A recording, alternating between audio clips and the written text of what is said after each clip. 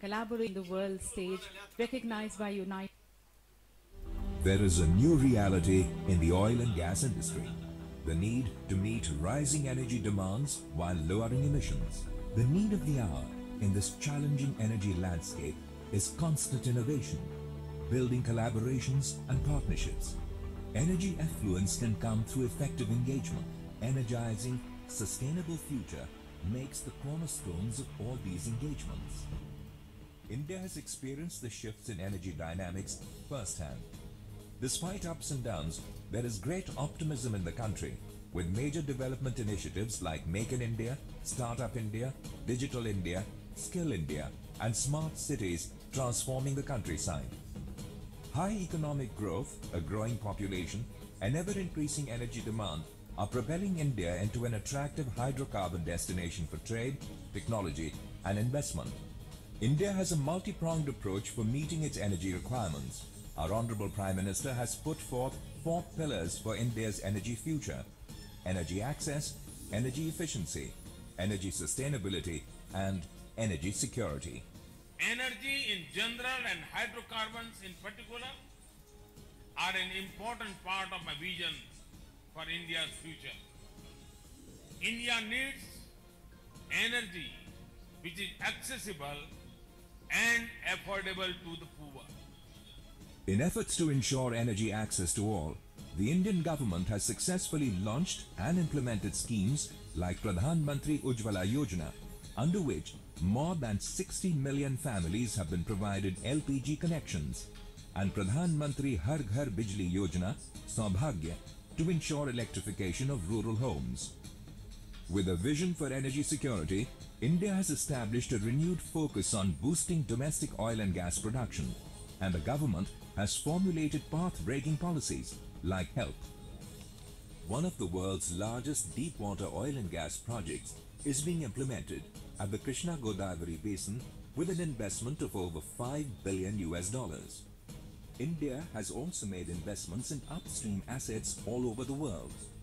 In India, work is in progress to develop a gas grid ecosystem with an additional 15,000 kilometers of pipeline to be added to double the existing network of 30,000 kilometers. The Pradhan Mantri Urja Ganga project and a new LNG terminal being developed on the east coast of Odisha have given a big boost to the eastern part of the country. Plans are in place to connect 326 cities with city gas distribution network by 2022. On the refining front, to emerge as a global refining hub, India is expanding domestic refining capacity from 230 to 480 million tons per annum by the year 2040.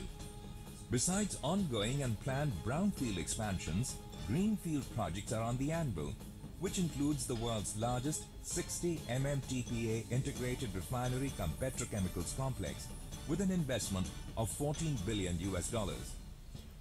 The Indian Strategic Petroleum Reserves Limited has set up a strategic crude oil storage facility of 5.33 MMT capacity at Visakhapatnam, Mangalore and Padur, and is establishing an additional 6.5 MMT of strategic petroleum reserve in Odisha. To reduce import dependence, biofuels, bamboo biorefinery, biojet fuels are also being encouraged. The conversion of waste biomass to 2G ethanol and biogas to bio-CNG are also being fast-tracked. India's prowess in R&D has helped in the development of cutting-edge technologies, leading to greater product optimization and cleaner fuels. Backing the spirit of innovation, 10 public sector undertakings have created a corpus of $45.3 million to support startup initiatives in the energy sector. Leading oil and gas companies have come together and set up the Hydrocarbon Sector Skill Council for skills training and development of the youth in the Indian hydrocarbon sector. As a responsible global member of the Committee of Nations, India is committed to combating climate change, curbing emissions, and ensuring a sustainable future. Come, join us as we explore new avenues, build a new India, fuel new aspirations, and reach new horizons in the energy sector.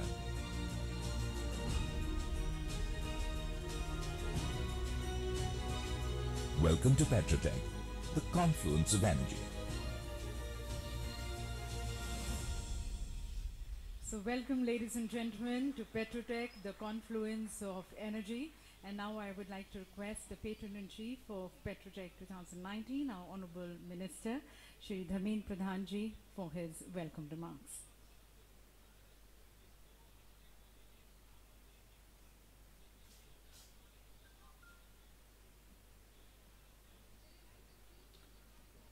Honorable Prime Minister Shri Narendra Modi ji, Honorable Chief Minister of Uttar Pradesh Shri Yogi Adityanath ji, Ministerial colleague from overseas, Excellencies, Ambassadors and High Commissioners, representative of oil and gas sector, friends from the media, ladies and gentlemen, Namaste and good morning.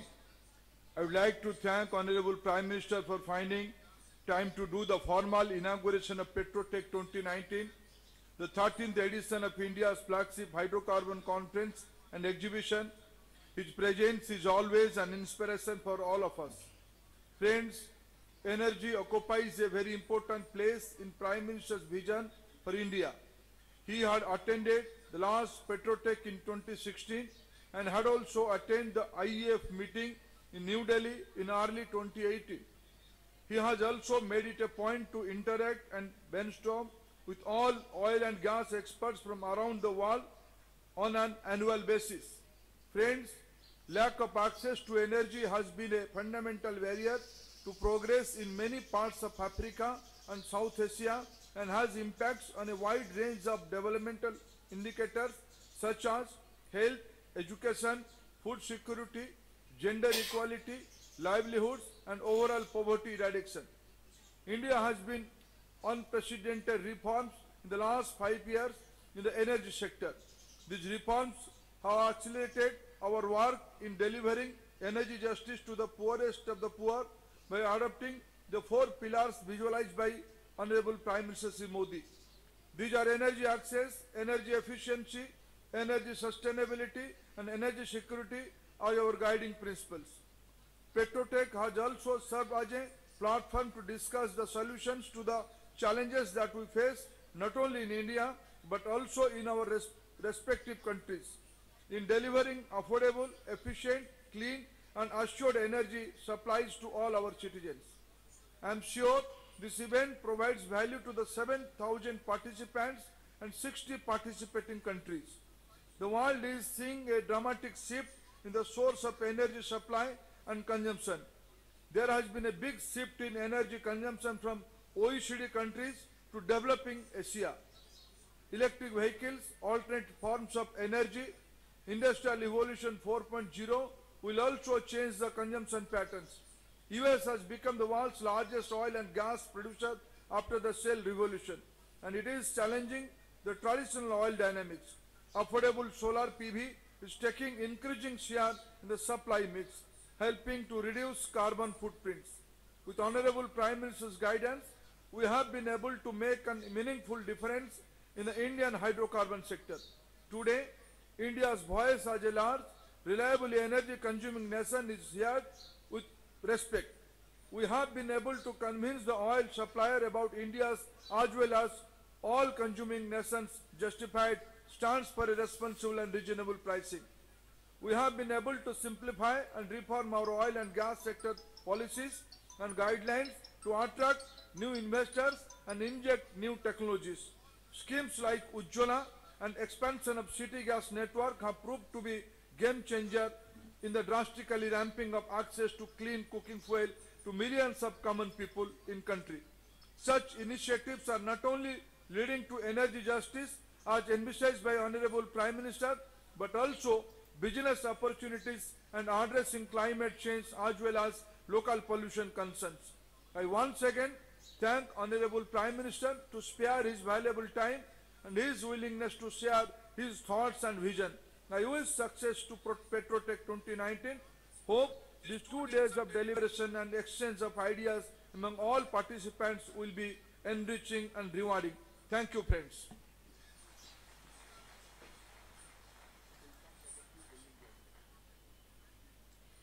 Thank you, sir, for spelling out the vision and mission for the energy sector, India's energy sector under the leadership of our Honorable Prime Minister. And ladies and gentlemen, in every PETROTECH, we've had a tradition of conferring the Lifetime Achievement Award to an international personality for his outstanding contribution and exemplary performance at the global level.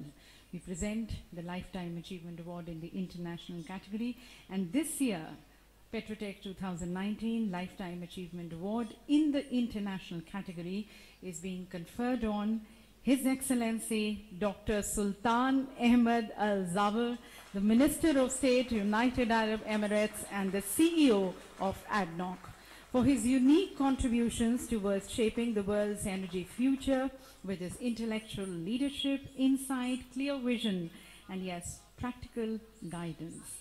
We would also like to now show you a short film on his many contributions and achievements.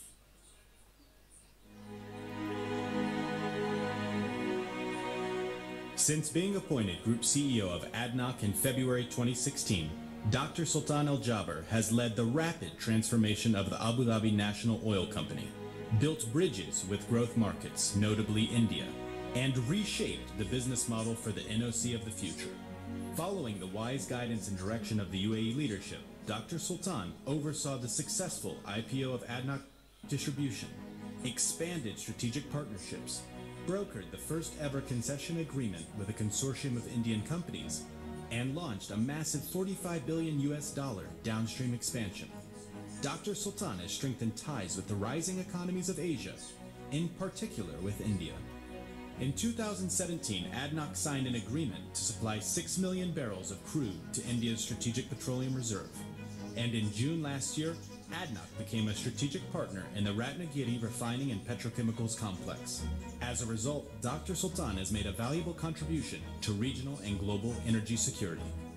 Dr. Sultan has also emerged as a thought leader with his concept of Oil and Gas 4.0, defining the industry's mission to modernize in order to ensure the world's growing energy needs are met in the fourth industrial age. Specifically, he has stressed the need for the oil and gas industry to leverage artificial intelligence and other breakthrough technologies, from big data to blockchain, and is leading by example by incorporating these innovations into ADNOC's best-in-class Panorama Digital Command Center. In short, Dr. Sultan has proven himself a true industry pioneer, ensuring the oil and gas industry remains relevant, agile, and responsive to the needs of the future. And now, ladies and gentlemen, please join us in appreciating and honoring His Excellency Dr. Sultan Ahmed Al Zaber, the Minister of State, United Arab Emirates, and the CEO of ADNOC, as we confer the PETROTECH 2019 Lifetime Achievement Award in the international category on him. May I request our Honorable Prime Minister to please bestow the honor.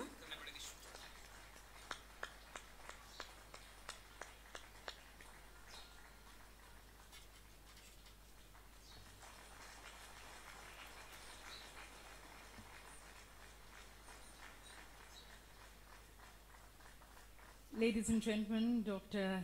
Sultan Zaber has made valuable contributions to regional and global energy security while reshaping the traditional business models to adapt to a fast evolving energy landscape.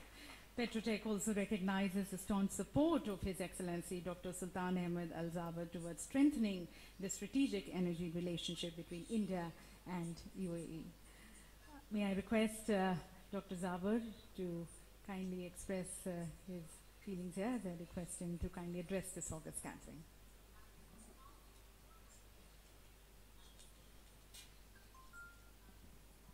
Honorable Prime Minister, Your Excellencies, distinguished guests and delegates, let me first say that it indeed gives me great pleasure to be back here in India, where the bonds of friendship and strategic ties with the United Arab Emirates run very strong and actually very deep. I am indeed honored and very humbled to receive this prestigious PETROTECH Lifetime Achievement Award, which recognizes the transformation underway at the Abu Dhabi National Oil Company. This has only been made possible by the wise counsel, guidance, and direction of the United Arab Emirates leadership. Ladies and gentlemen, India's growing demand for energy is in fact unprecedented, driven by a middle class that is set to grow tenfold over the next decade.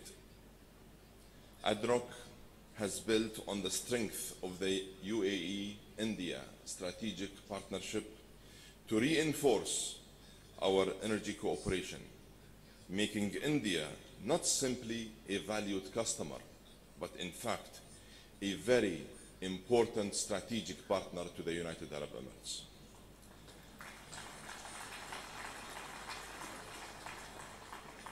Distinguished delegates, this award is a testament to the fact that everyone who works at ADNOC is dedicated to carrying out this very important mission of enhancing and strengthening the strategic partnership between India and the United Arab Emirates. In accepting this award, I would like to note my special appreciation to the members of the PETROTECH Prize jury for their hard work and consideration, and for all my dear friends here in India. Thank you so much.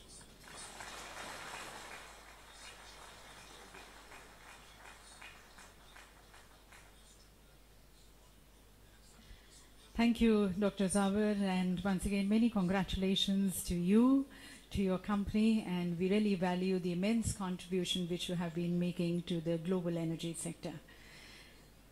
And now, ladies and gentlemen, as we seek the guidance of our Honorable Prime Minister, I would like to request our Honorable Prime Minister, Shri Narendra Modi ji, and invite him for his inaugural address.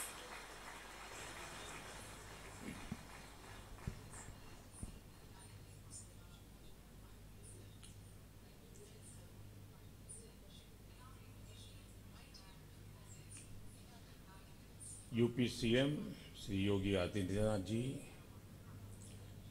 Minister of Petroleum and Natural Gas, Sri Dharmendra Pradhan ji,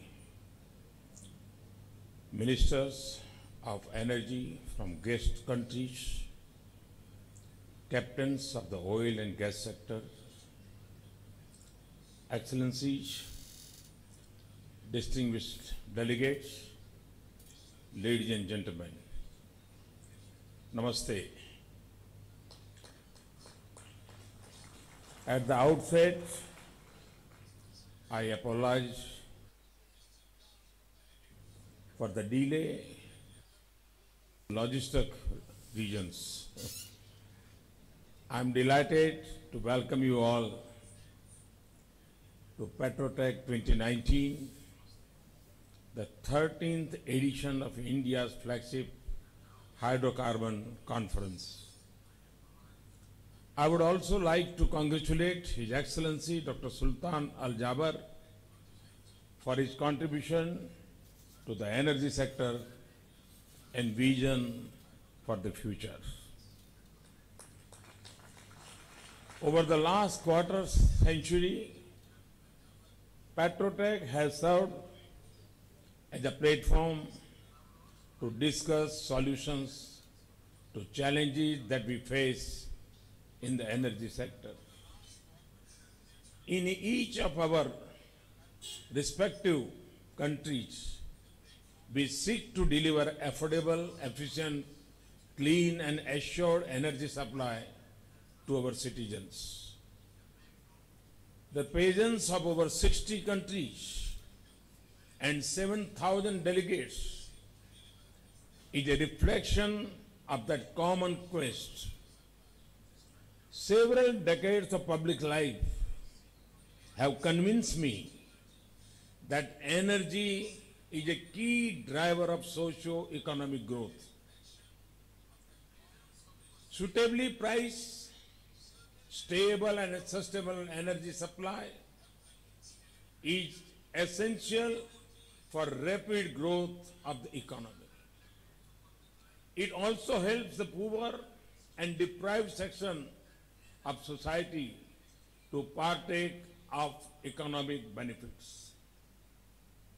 At the macro level, the energy sector is a pivot and key enabler of growth.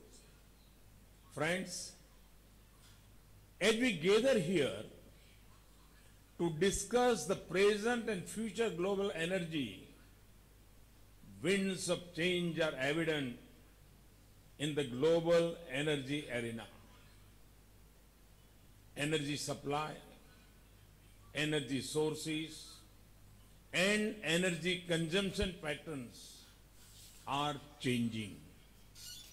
Perhaps this could be a historic transition.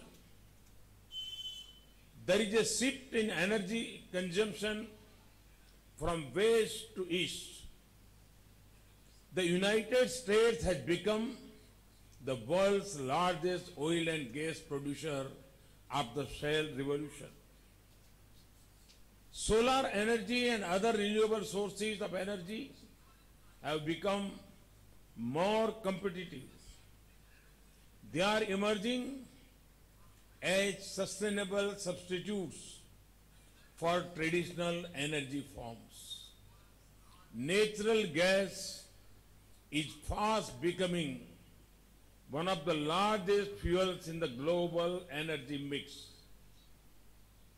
There are signs of convergence between cheaper renewable energy, technology, and digital applications.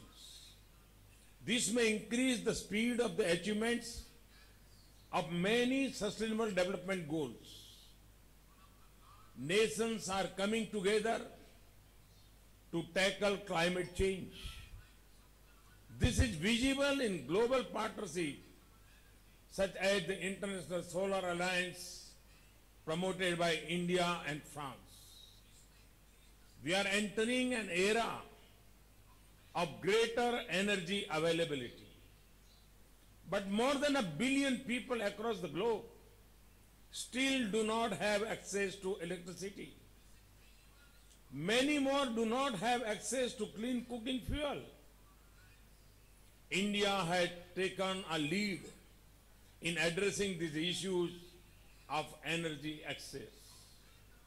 In our success, I see hope for the world that problems of energy availability can be suitably addressed. People must have universal access to clean, affordable, sustainable and equitable supply of energy. India's contribution in the onset of an era based on energy justice is significant. Currently, India is the fastest growing large economy in the world. Leading agencies such as IMF and World Bank project the same trend continue in the coming years. In an uncertain global economic environment, India has shown tremendous resilience as an anchor of the world economy. India recently became the 6th largest economy in the world. According to a recent report by 2030, India could be the 2nd largest world economy. We are also the 3rd largest energy consumer in the world, with demand growing at more than 5% annually. India remains an attractive market for energy companies, with energy demand expected to more than double by 2040. We have adopted an integrated approach towards energy planning. During the last PETROTECH conference in December 2016, I mentioned 4 pillars for India's energy future. These are energy access, energy efficiency, energy sustainability, and energy security. Friends, energy justice is also a key objective for me and a top priority for India. Toward this end, we have developed and implemented many policies. The result of these efforts are now evident. Electricity has reached all our rural areas. This year, we aim to achieve 100% electrification of households in India through a targeted program called Saubhagya. As we raise production, we also aim to reduce losses. Our Uday scheme, working toward this objective, India's World Bank Ease of Getting Electricity ranking improved from 111 in 2014 to 29 in 2018. LED bulbs distributed across the country under the Ujala scheme of 17,000 crore rupees or nearly 2.5. Access to clean cooking fuel provides major benefits, especially to children at risk of exposure to smoke pollution. LPG connections have been given to over 64 million or 6.4 crore households in just under 3 years under the Ujjwala scheme. A blue flame revolution is underway. LPG coverage has reached more than 90% from 55% 5 years ago. Clean transportation is getting a boost. We are jumping directly from BS4 to BS6 fuel by April 2020. This is the equivalent of Euro 6 standards. Achievements such as 100% electrification and increased LPG coverage are possible only through people's involvement. Energy justice can be done only when people believe in their collective power. Government is only an enabler in converting the reality. The last 5 years have seen major reforms in India's oil and gas sector. Our upstream policies and regulations.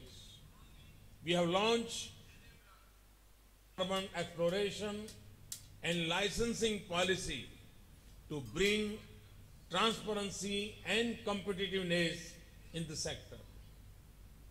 The binding criteria has been changed to revenue.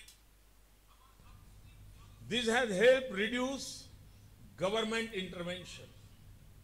An open acreage licensing policy and a national data repository is helping in increased exploration interest in Indian fields.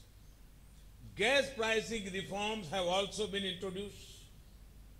The enhanced oil recovery policy aims to promote the use of latest technology in improving productivity of upstream fields. Our downstream sector has been completely liberalized. Market-driven petrol and diesel prices reflect changes in the international price of crude oil. India has the fourth largest refining capacity in the world. This will further grow by about 200 million metric tons by 2030. A national biofuel policy was enacted last year. Research on second and third generation biofuel is being promoted. 12 second generation biorefineries are being set up in 11 states. The ethanol blending and biodiesel program is reducing carbon emissions and raising farmers' incomes. Bioaviation turbine fuel has already been tried out in our civil aviation sector. Our government has encouraged private participation across the entire oil and gas value chain. India is becoming an attractive FDI destination. Companies like Saudi Aramco, ADNOC, Total, ExxonMobil, BP, and Shell are looking to increase their investment across the value chain. India is making rapid strides towards the gas-based economy. Our 16,000 kilometers of gas pipeline has been constructed and an additional 11,000 kilometers is under construction. Execution of 3,200 kilometers of gas pipeline in eastern India has begun. This will connect northeast India with the national gas grid. The 10th bid round for city gas distribution will be complete in a month's time. This will cover over 400 districts. It will extend coverage of city gas distribution to 70% of our population. We are gearing up for Industry 4.0. It will change the way industry operates with new technology and processes. Our companies are adopting latest technologies to improve efficiency, increase safety, and reduce costs. This is being done in downstream retail as well as in upstream oil and gas production, asset maintenance, and remote monitoring. In recent years, we have deepened our international engagement with organizations such as the International Energy Agency, and we chaired the International Energy into 2018, able to convert traditional buyer-seller engagements into strategic partnership through bilateral investments.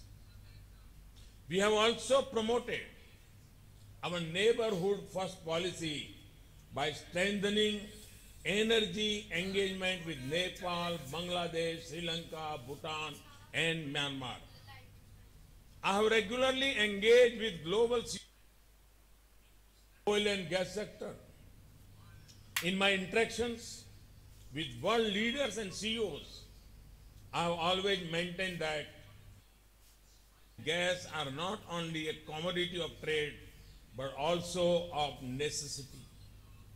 Whether it is for the kitchen of a common man or for an aircraft, energy is essential.